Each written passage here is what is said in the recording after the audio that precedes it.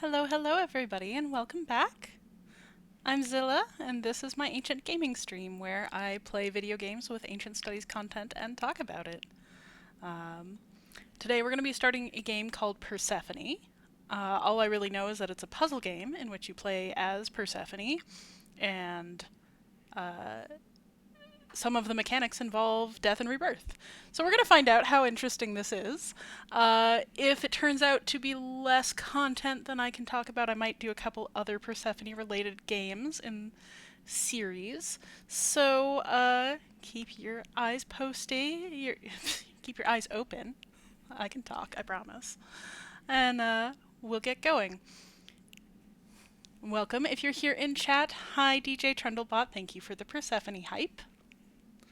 So feel free to say hi. Let's take a look around. So there is no opening. I just opened up the software and this is where it took me. So we appear to be a little stylized Persephone. Got that classic red Persephone pomegranate hair. No, I do not know of the style. I just mean that I often see representations of Persephone with red hair, and I assume it's because of her association with the fruit of the underworld. So, for any of you who don't know the sort of basic mythology that we're playing with here, the story of Persephone, as brought down to us through the Homeric hymn to Demeter, Persephone is the daughter of the goddess Demeter. She's also known as Cora, which just means maiden or daughter. Persephone means a killer of men. So she is gifted by her uncle Zeus to her also uncle Hades, the god of the underworld. Hades comes up, kidnaps her from where she's playing in a meadow full of wildflowers, takes her down to the underworld to be his bride. While she's there, she consumes a certain number of pomegranate seeds. You'll see different versions of this, whether it's 6 or 9 or 3. And when her mother finally finds her and brings her back out of the underworld, it is ruled that she has to stay in the underworld with Hades for 1 month for each seed that she consumed. So she is queen of the underworld. She is associated with the underworld, honestly, before we even have depictions of Hades himself as anything other than the place. And she symbolizes death and rebirth. She is the only Olympian god who comes and goes from the underworld. So each winter she dies, and each spring she is reborn. So here we have our little red-haired Persephone, and she's got a little infinity symbol on, a nice little death and rebirth symbol.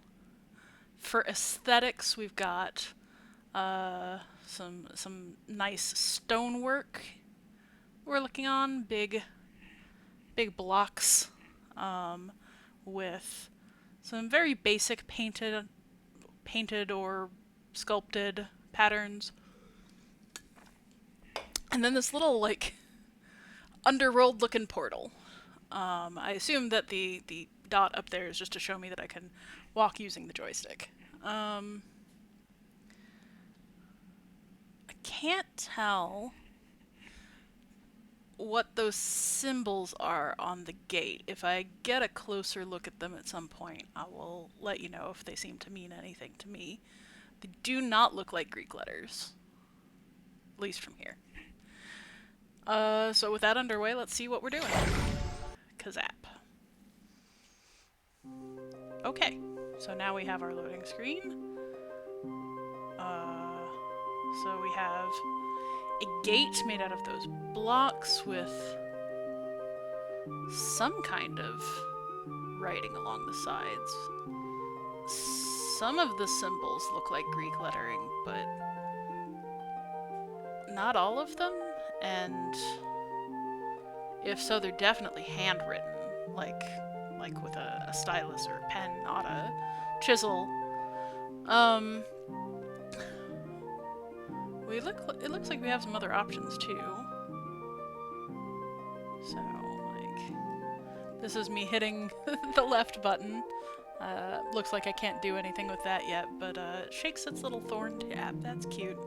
Looks like maybe it's got an eye on it, so maybe that'll open up. I don't know what the right button is, but oh, we can see some of the symbols more static here. They are very clearly not any writing system I recognize. They've got a sort of glyphic pattern on them. They seem to be repeating whatever they are. But they look more like a glyph than they do like a syllabary or an alphabet. Just because they have so many parts to them. Like, they certainly could be drawn with a stylus or a pen or whatever. You wouldn't need, you know, any kind of special tool to write them, but they look almost like the alchemist glyphs in Chants of Sonar. So, let's take a look at the settings while we're here. Looks like our sum total of settings is audio settings. Looks like Y will tell us about this company.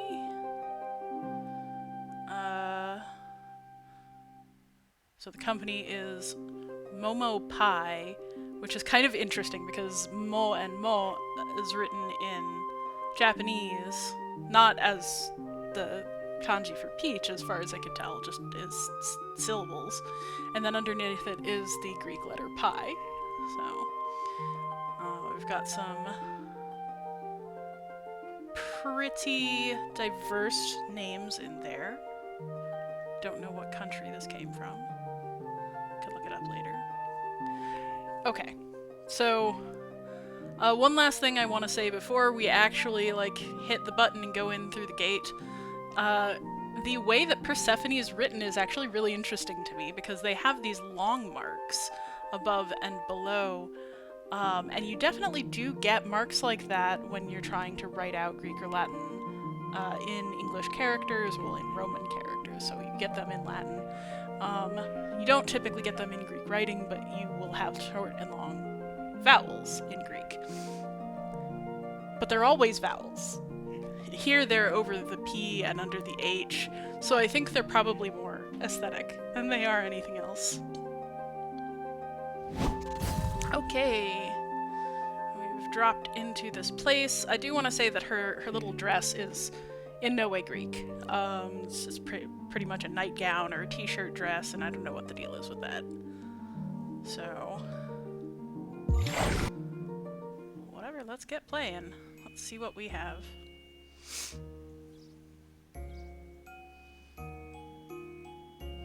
So we have a cute little blocky art style, even the water's in blocks. These little magic bridges popping up with the writing on them.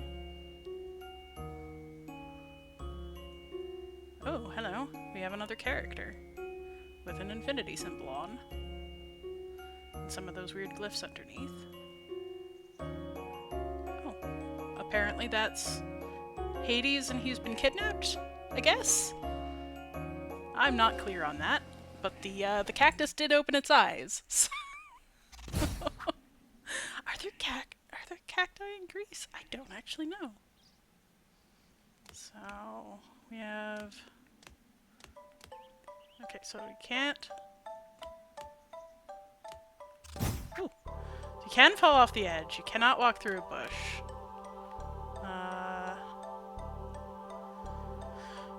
B looks like it's start over. X looks like it's go to the menu. So what's A? Nothing. Y is nothing. There's a little dash here. That was the symbol on the level, so it's probably just a 1. What if I fall down here? No? Okay. It looked like it would take me to that block, but I think it's... Nope, don't fall off. Just go to the end. Okay. Okay, so I saw this in the preview, so I know what's about to happen, and that's kind of interesting. So you see a little, like, 2 mark there, so I think we are descending into the underworld this way. So we just died on the spikes and came back. So death and rebirth, not all that shocking. But now we can use our previous dead body to walk around on. Oh, I think those are spawn spots. Okay. Alright. My goodness. So, there was no information on how long this game takes to beat, so I don't know at all how long this is going to be, but if all of the levels are short like this, it probably won't be that long.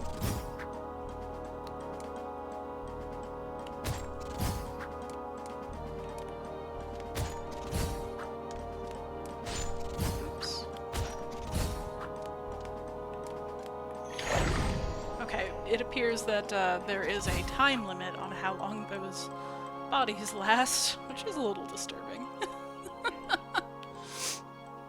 Okay, so we've got some blocks now. I'm intrigued by the numbering system. So 4 became a little box. See how that goes. I wonder what those glowy bits are. They look watercolored. Okay. I see.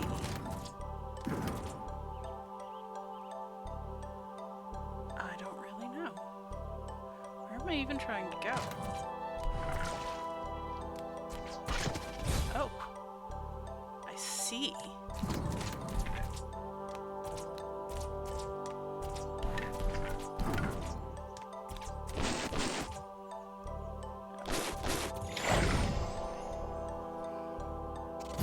Okay, 5 is a little circle. Oh, now we've got to kind of sokoban our way around. Can we pull boxes? No, we can only push boxes.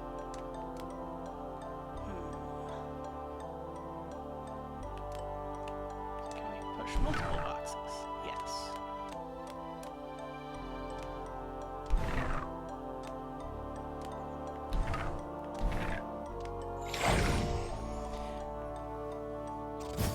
Yeah, 4 as a box does feel kind of Japan-inspired, but 5 as a circle, not so much. What these are actually reminding me of is,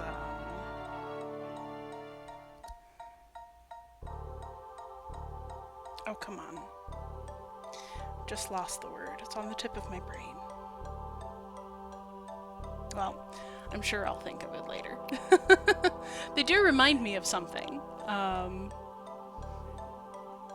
Not Japanese, but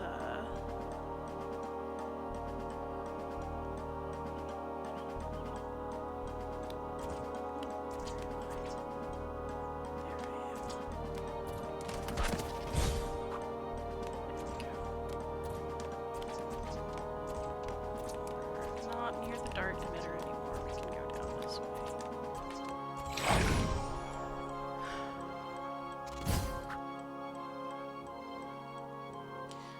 So we continue with 5, but the lines have now turned into dots. Oh, hey, Adnan! Gotta be some level of psychic damage in pushing your own body into the water. You know, this is not the most gruesome puzzle platformer I've ever seen. I was watching James Stephanie Sterling, like, eons ago, play this game where you actually used your own body parts. You had to pull them off and throw them around. But hey, we're in the underworld. Death is not a big deal, right? Right? Okay, so I'm guessing that what I need to do is die and then push the box over. Oh, that would help.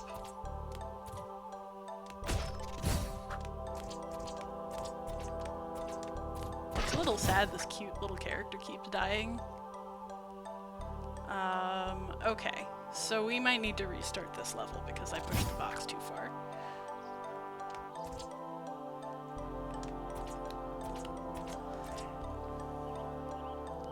Right, like this could have been so gruesome, but instead it's just like freaking adorable and also dead. Oh! That's not what I was hoping for, but okay. I made it. So there is some timing to this. Yeah, so in case you're wondering, dart emitters, not common in ancient Greece. Or ancient Greek mythology, which might be more apt.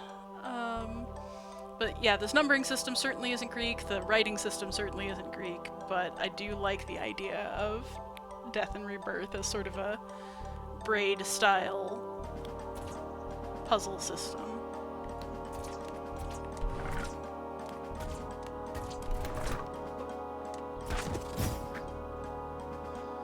Okay.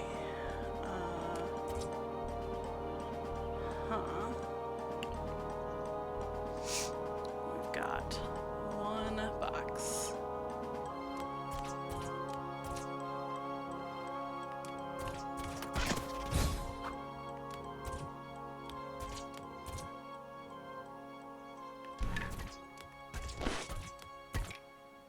Oops.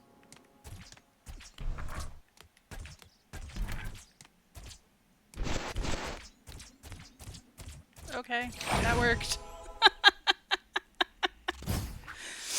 Yeah, it doesn't seem like there's gonna be a lot of stuff to talk about in this one, so I'm just gonna keep focusing on the number system, which is getting fascinating. So this is what, 8? Oops. There's a dart box right there. How about that?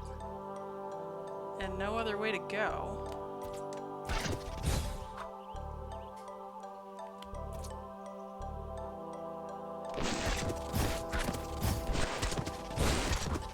Well, that's kind of funny.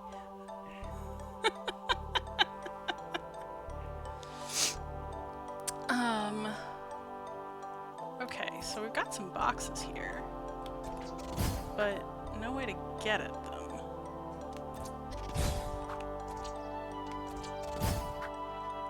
Huh.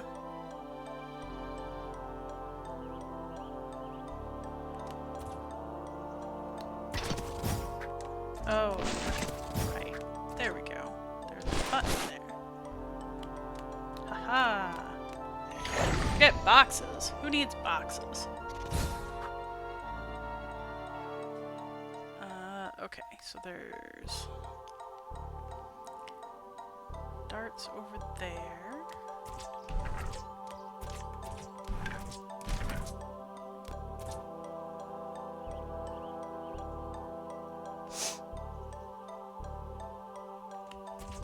That did not at all help me with.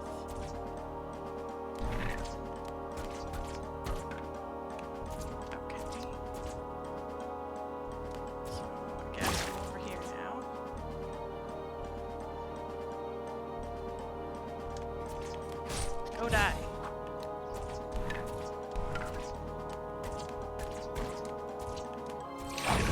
Woohoo!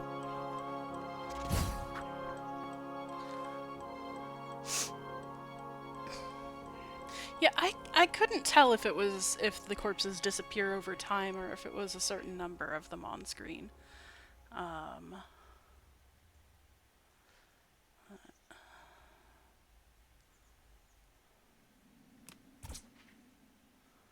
Gosh. Where am I going?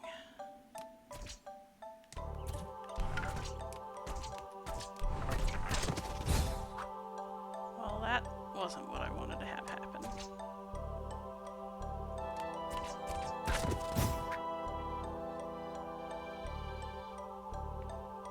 Yeah, I think you're right. That one hasn't turned black yet.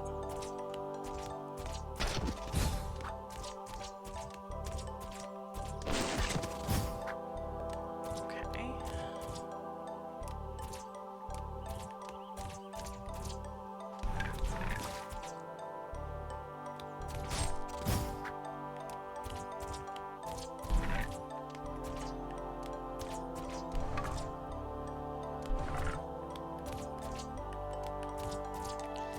amazing how easy it is to almost fall off the edge.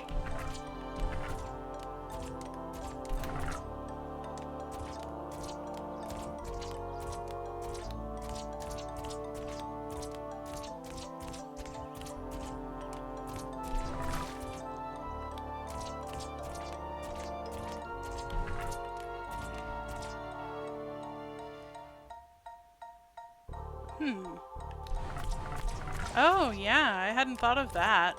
Though, DJ Troublebot saying Persephone trying to rescue Hades, presumably from Demeter based on the vines, is a unique version of the hymn. Oh, okay, so I appear to have finished Area 1. I don't know why they're in areas. But I guess maybe I'll get a new fancy power. But yeah, so if it is Demeter, then that actually plays into a really interesting modern trope about Hades and Persephone, because there's a lot of reception, fan fiction, incorporation, reimagination, whatever word you want to use for it. There's a lot of it that very specifically takes Hades and Persephone as a love story and makes Demeter the overbearing mother, overprotective, you know, can't just let her daughter live.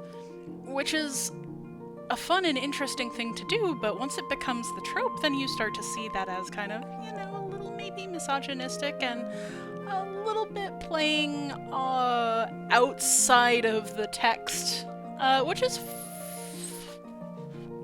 I was gonna say fine, but it's got some problematic aspects, right? So, like, on the one hand, of course, you know, it's fine to take a myth, especially something like Greek mythology where things were retold 100 different ways, depending on the day and the city and the festival. You know, the canon is it only goes so far. But, like, we've kind of invented a new modern canon where this inversion does kind of make sense, right? If it's an overprotective Demeter trying to make sure that her daughter doesn't hook up with this gloomy underworld guy. So like that becomes its own trope about the problematic mom who's too protective of her child. Of the bitter old lady, or even playing into sort of those tiger mom stereotypes, which, you know, there's a lot there, especially with her being called Cora so much. Like, you know, it's very easy to be like, oh, that's infantilizing, and to sort of see it through that lens. But in the hymn to Demeter, there's one very unmistakable piece of evidence that this was not a happy kidnapping of Persephone. The whole scene where she gets kidnapped, Hades opens the earth under her, she is screaming, her attendants are fleeing, and she is grabbed, and it says the word unwilling, I-A-K. She is screaming for her mother. She's not like, just like, oh, I'm startled. She is like, help me. So, a little bit problematic. Oh, hey, Faint Abyssal. I was just talking about the tropes around the Persephone story.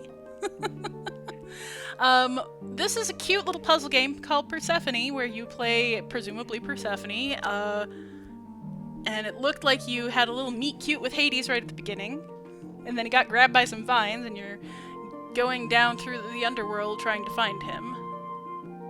So, what does it want me to do? Okay, so this is area 2. Let's see what we got. Got some odd mushrooms in addition to our usual decor. Ooh, spike ball moves as we move. Huh, not bad. Yep. Okay. So, as you can see, we're playing with corpses. So how do we get past this sucker? I think it's gotta be a timing thing.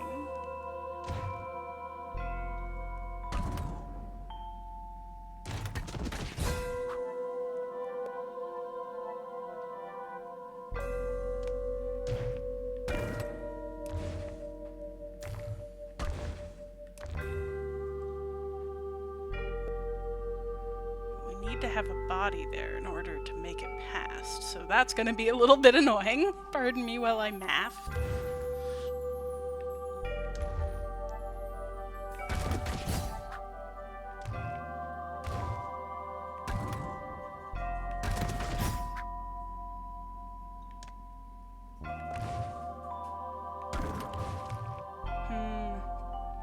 How do I do this?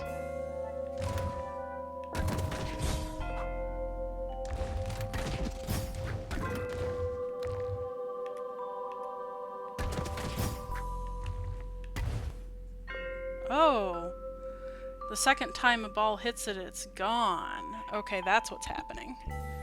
Oh, isn't that a respawn point? Yes, yes, it is. I just didn't notice it. Thank you.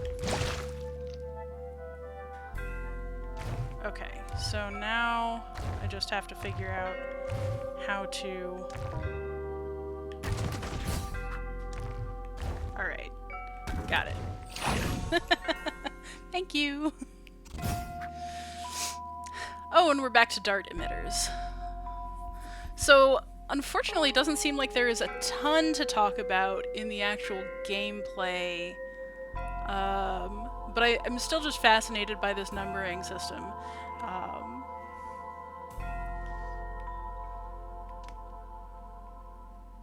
Yes, I know. Interesting.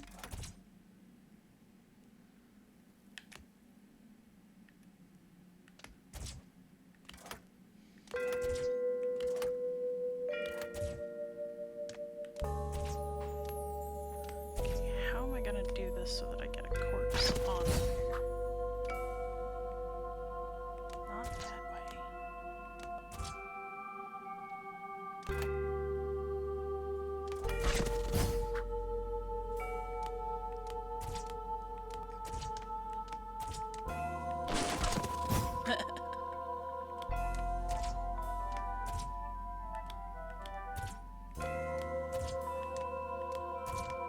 There we go.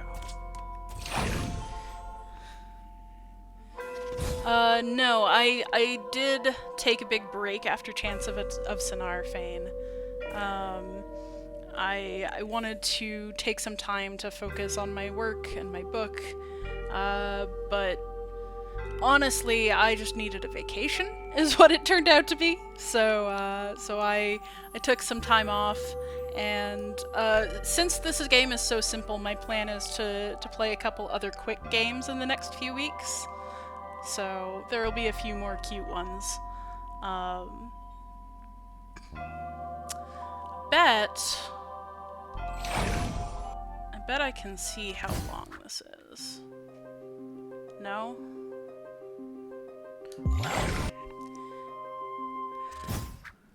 Okay, so probably what I'll do is when I get to, like, if I can't play this all through today, which who knows, it's pretty fast so far, then what I'll do is I'll maybe like play most of the puzzles off screen, as it were, and come back for the end game.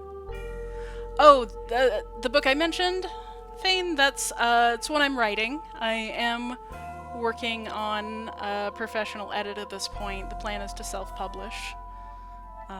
It's a fantasy novel about...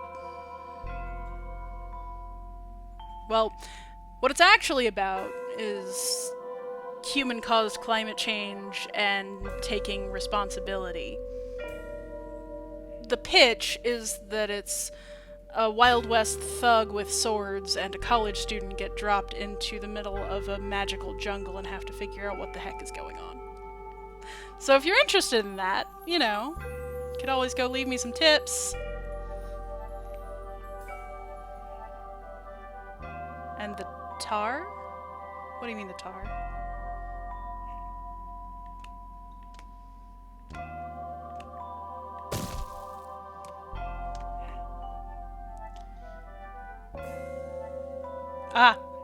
This isn't the pitch. Thank you. Yeah, it's not isekai. They're like, they stay within their own world, but apparently Persephone can't swim. And I can't get back over there, so...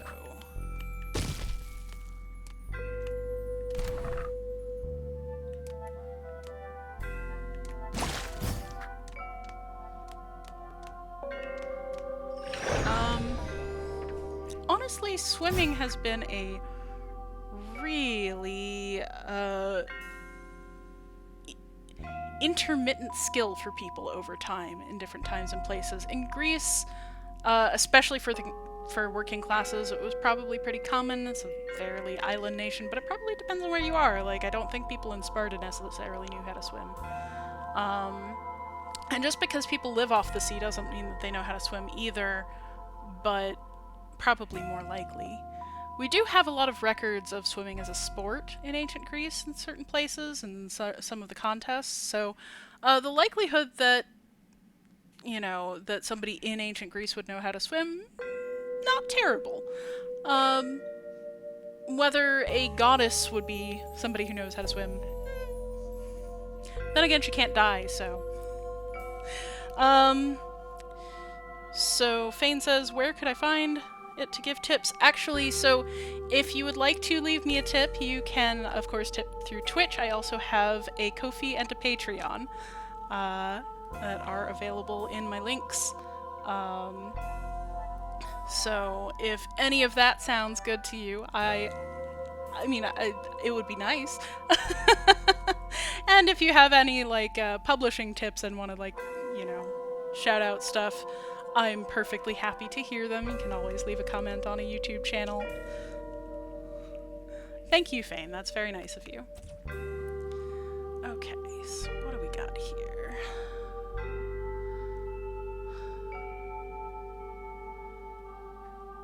We got a breakable block.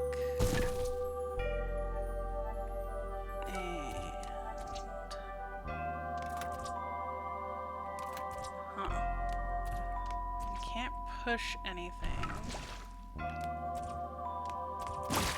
Oops. And now I can't get back over there.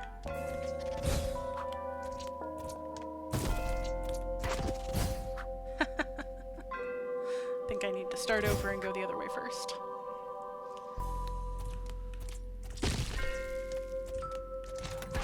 There we go. Okay, so I think I know what to do now.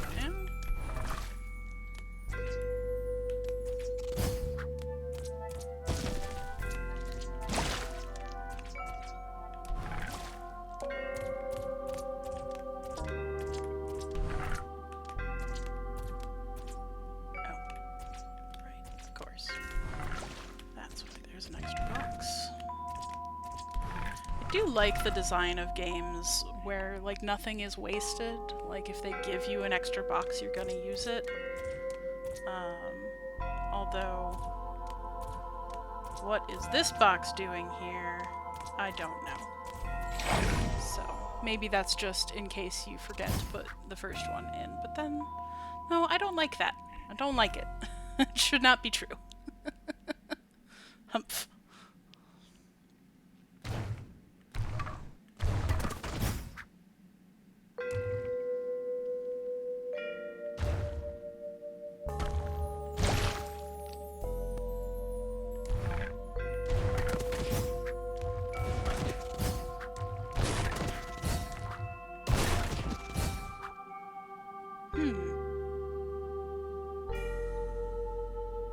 I didn't expect that to happen, but okay. It works. Fane wants to know more about the book. Okay, so this is a book I have been working on for, 8 years now, I think. It started out with a dream, and in the dream I was this character, Reiko. She was a half-Japanese Wild West thug with a pair of poisoned swords.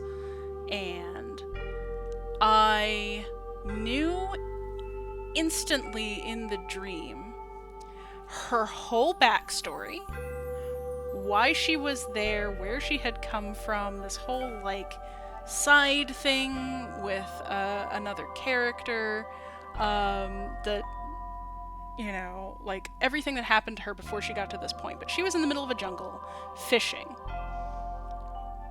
And this, like, teenage fae falls out of the sky onto her head.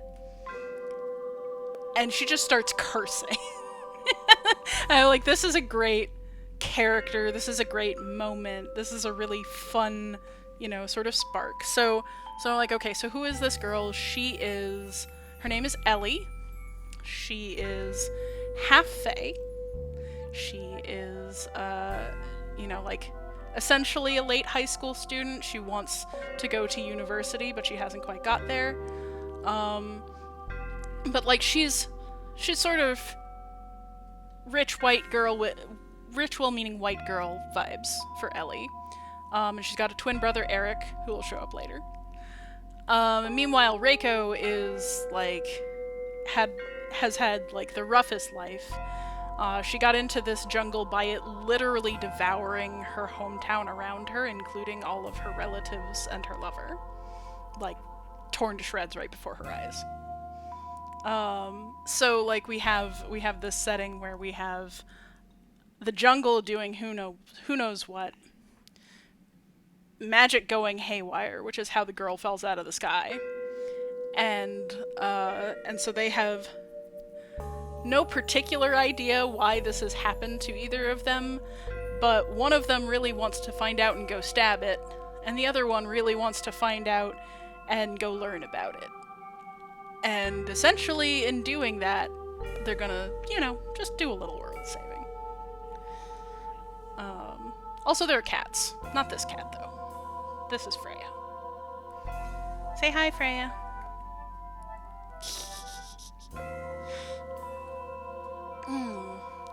So what else would you like to know about the book?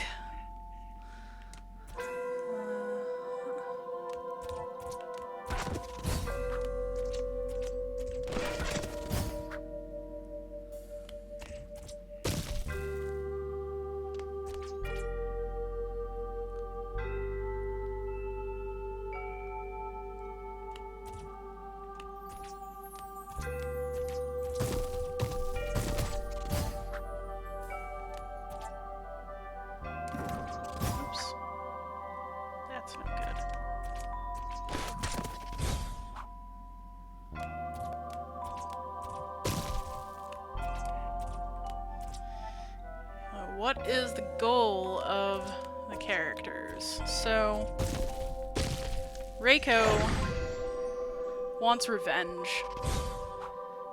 She wants revenge on whatever did this to her, whatever stole her life from her. And she finds out very quickly that there has to be a person or persons involved. So her goal is to go find them and punch them full of holes. Ellie just wants to go home. And that looks like it might not be possible without an overland trek through a jungle, and she has absolutely zero jungle running skills. She is not prepared for this. She knows how to do research. That is the primary thing that she knows. So early on we kind of find out that there's a lot of mystery around who would do this and why, and also how.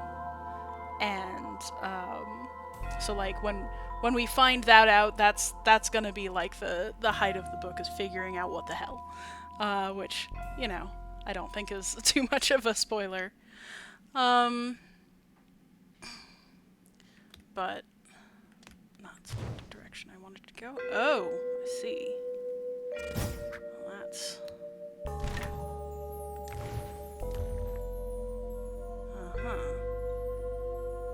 okay.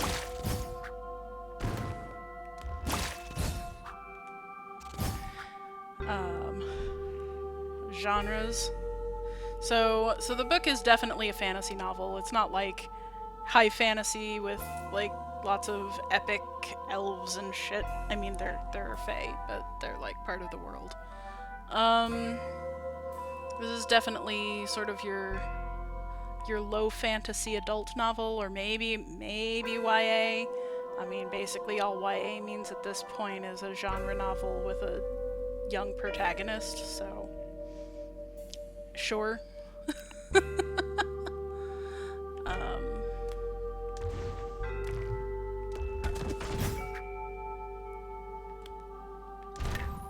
That's not what I wanted to do at all.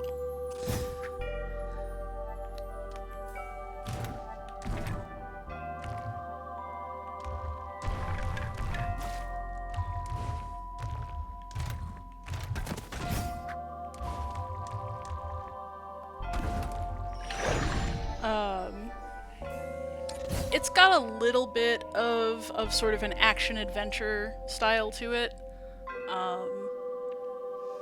Like, I definitely didn't have a young audience in mind when I was writing it.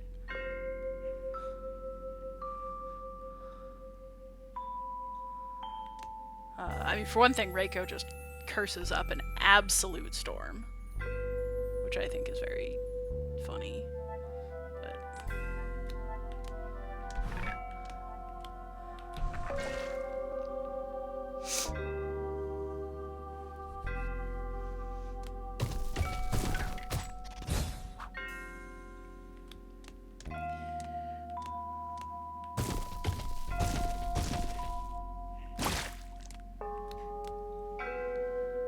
okay, now what?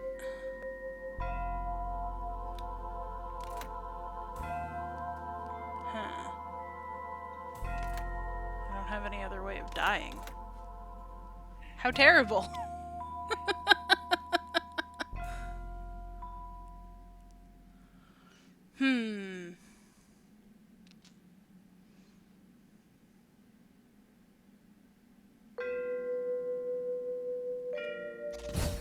Is there some way I can actually get that across?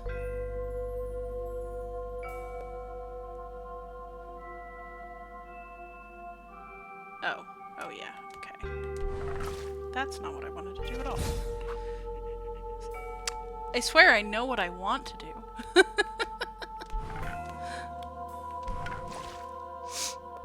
So I don't think that there is very much, Fane's asking, have you come across the game-lit/lit RPG genres? I'm not 100% sure what the definition of those are. I've seen the terms, and certainly they're, like, I'm familiar with isekai, I'm familiar with people writing up games or RPGs or things as if they were games or RPGs.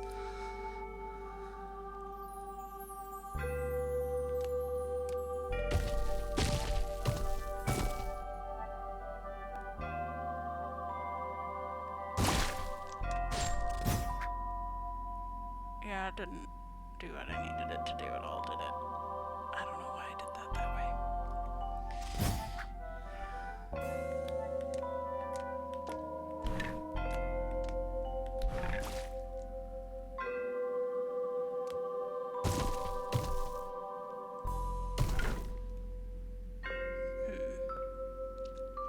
That is what I wanted to avoid having happen. How do I do that?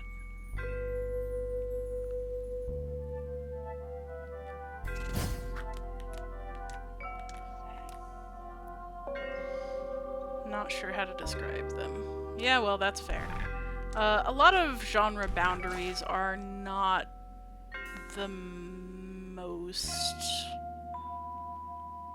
accessible. I don't know if that's the right way of saying that. Like, they're not the most defined. That's the word I wanted.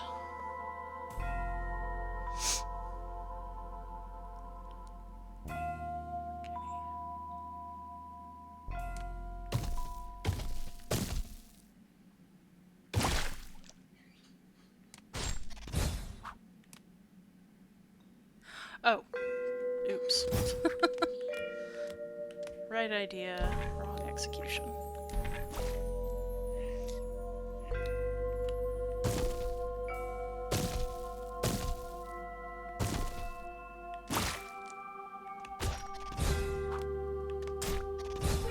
There we go.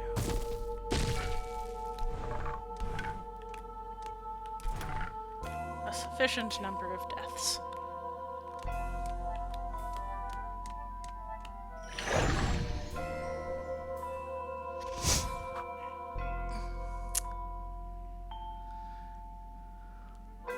I wonder why they decided to theme this game after Persephone.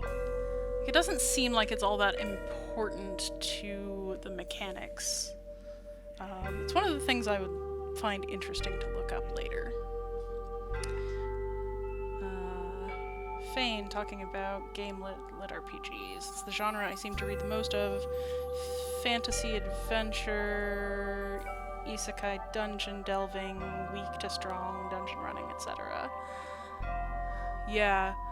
I wouldn't say that's the most appropriate for my book, because we definitely don't have like a dungeon crawling aspect or like a gaining abilities sort of arc so much as a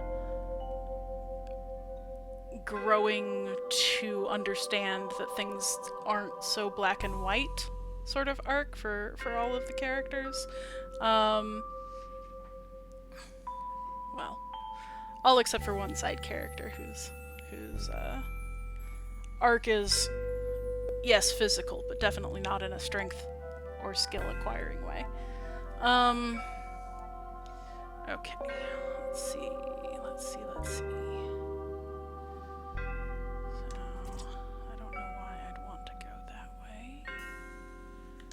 Makes it a good candidate for going that way first.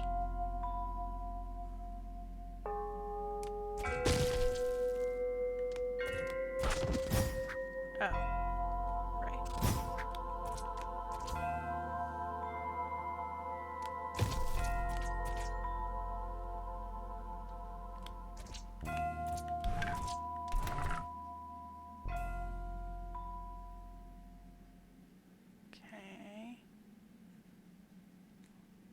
That, but what is the point of that?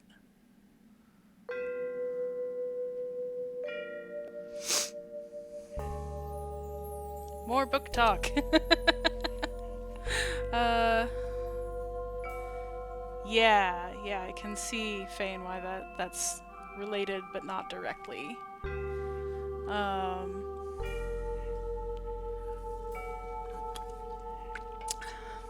I have definitely read some things that are in that direction.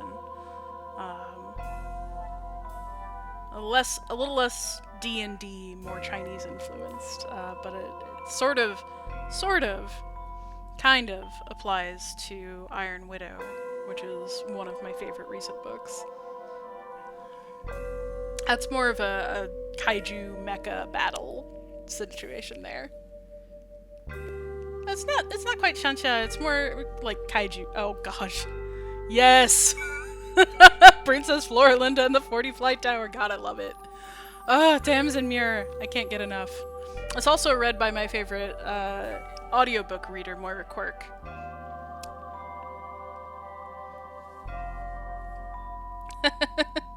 Yeah.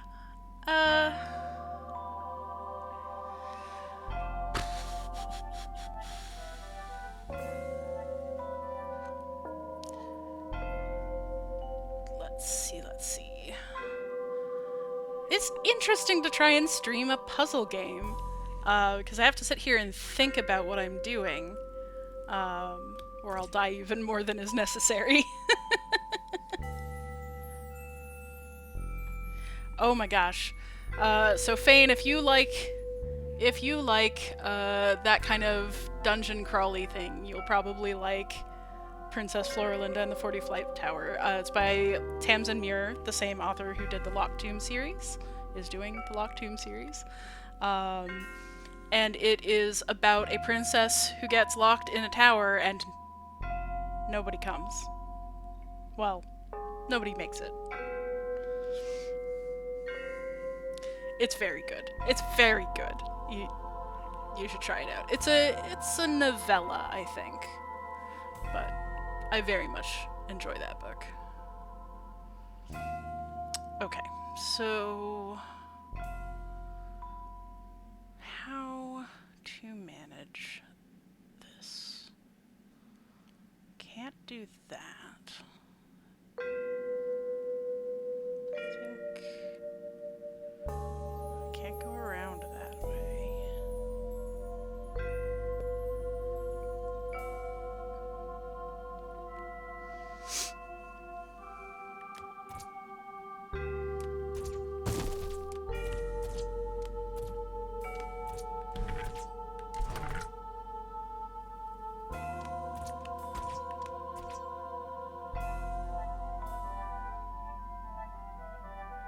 Okay, I have an idea.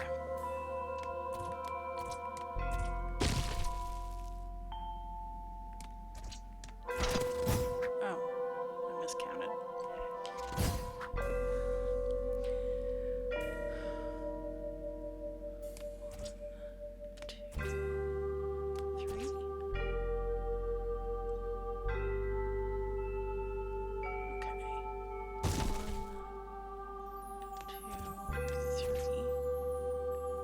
One, two, three. There we go.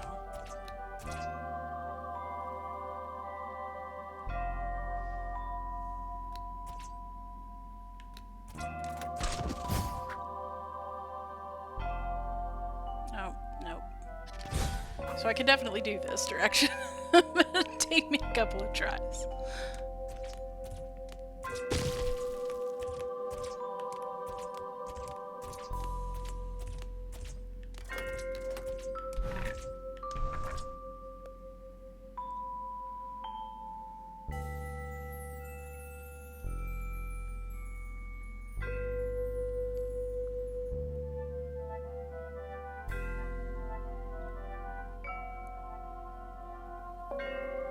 Bridge comes up over there.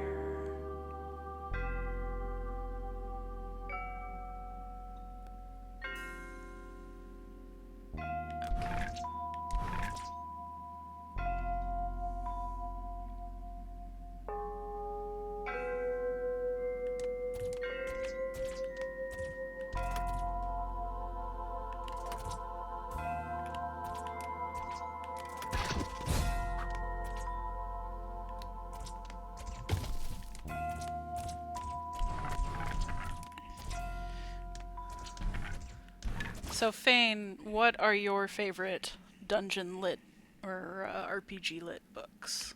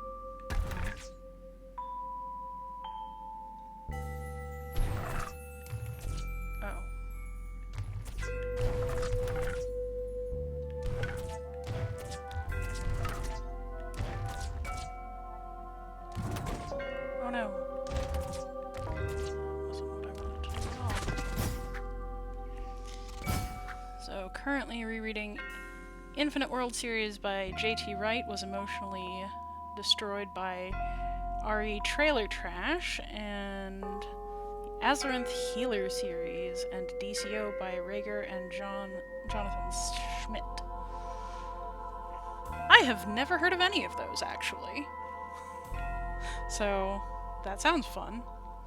Yeah, I think that's probably what I need to do. I just messed it up.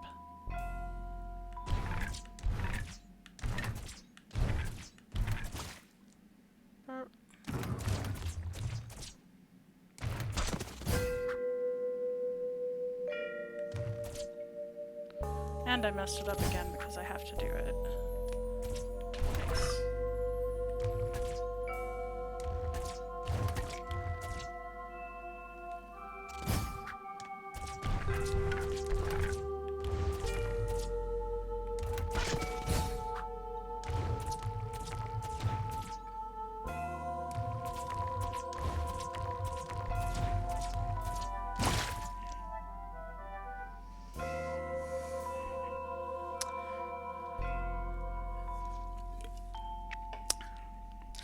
Well, I think after this level I'm probably gonna stop for the day, and I might come back and do endgame just to see if there's anything fun next week. I've got another Persephone game called Korra lined up for next week, I hope. And then I'll probably do something else short after that. But if there are any games that you'd like to see me play and talk about the archaeological or mythological or linguistic content in, I'd be happy to try them out, especially short, weird indie games. That's something suitable. I actually was hoping to play, there's a light novel called, I'm gonna get this right this time, it's Kamigami no Asobi. And then it's got a subtitle in Latin, it's Ludere Deorum. And they're both intended to mean the same thing, which is the game of the gods. The Latin is not quite correct. And why it's in Latin, I have no idea, because it's clearly using the Greek names of the gods, because it's like Zeus and Hades and stuff, but it's a dating sim where you get to date the Greek gods, and it's apparently based on an anime, which I might have to look up. So, unfortunately, that doesn't appear to be available in English, and my Japanese, well, at one point I might have been good enough to do it, I really don't think that it's up to the task, so probably not going to get to play that anytime soon. But if there is something along those lines that you'd like to see, I would love to do something fun and silly and talk about how they use the mythology in it. Okay, so what was I up to? Death. Not actually intending to use that body.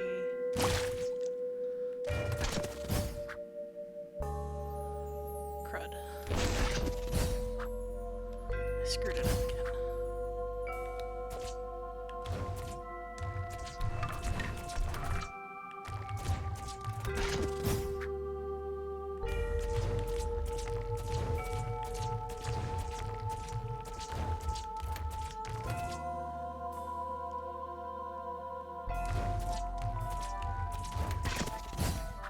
Oh. Whoops.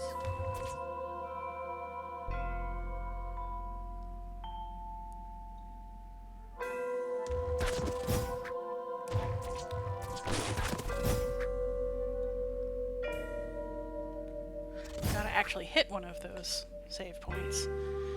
Oh, yeah, I love Spiritfarer. It's a wonderful game. I was thinking of playing it on here at some point, but yeah, it's long enough that I would run out of things to talk about pretty quick in terms of the mythology aspects of it. It's a gorgeous game, though. Absolutely top tier. And there's a kitty. It's always a plus.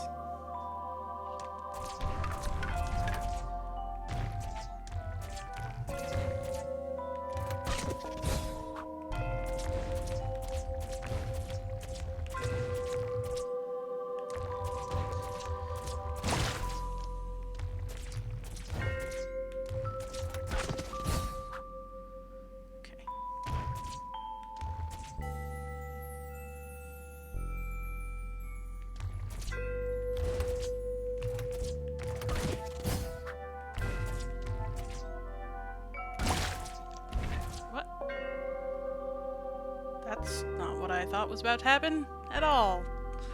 Oh boy. Yeah, I know. I have done 2-player where the second person gets to play as Daffodil the cat in Spiritfarer, and it is adorable. You know, sometimes they make that cat do things that real cats definitely cannot do in terms of paws, but it looks so good that you barely notice.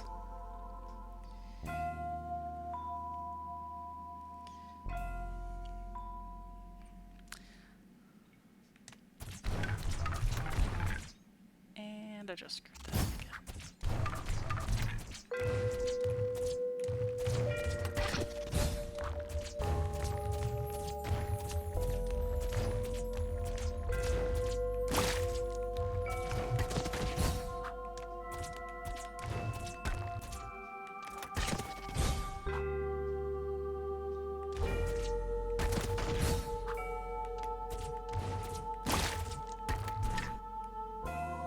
Dang it.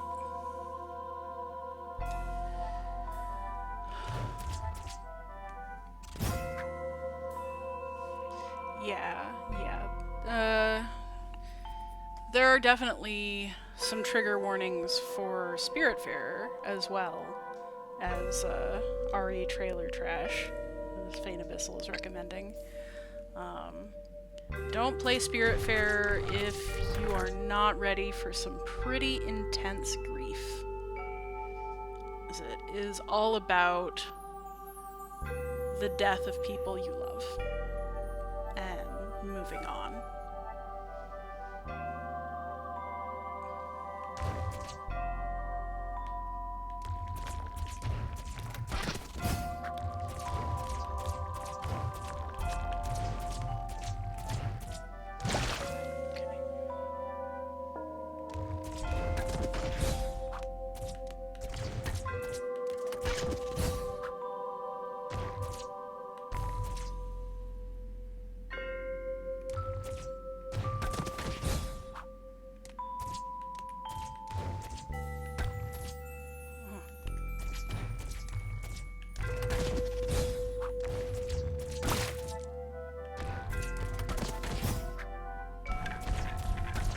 Finally.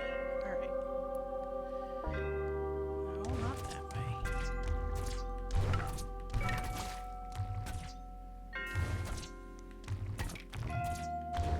Huzzah!